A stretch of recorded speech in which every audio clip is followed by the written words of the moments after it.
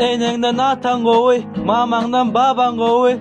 Aylanıp saz çalan köçümü köçür. Baş. Millet içire restoranda barlarda.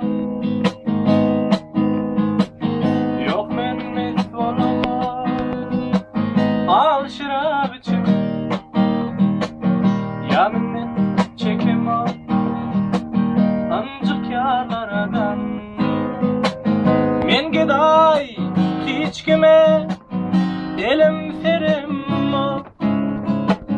Men Huday hiç kime edem o hüküm. Yönemin saz çalan ayrını ölüme. Men saz çalan şu dünyada parahat. Çal sazını, tarlarını çiçekler. Çal sazını, baynadık yaşını. Koy üstünden gülüverirsin süpükler. Önüs verme, çal sazını yaşlarım. Millet şarap sürüyor, sen gözün sürüyor. Millet arabalı, altın piyada.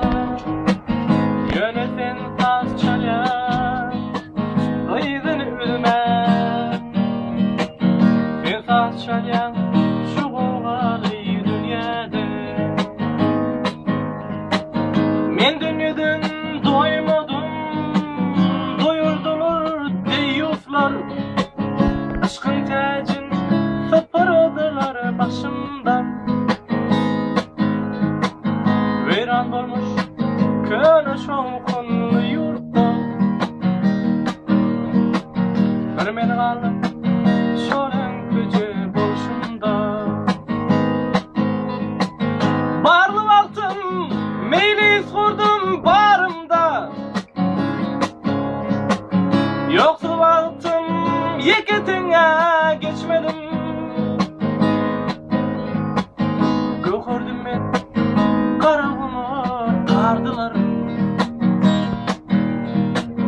Deryadım men uğrak kaldım çeşmedek. Yigrendiler aşıtıyım için. Meydimi öz aşkım bilen yaktılar. Bulgalı dünyadan gidecektim açıp. Ha cennete koy vermedi sakçılar. Ey bulgalı dünyadan gidecektim açıp. Ha cennete koy vermedi sakçılar. Ha cennete koy vermedi sakçılar.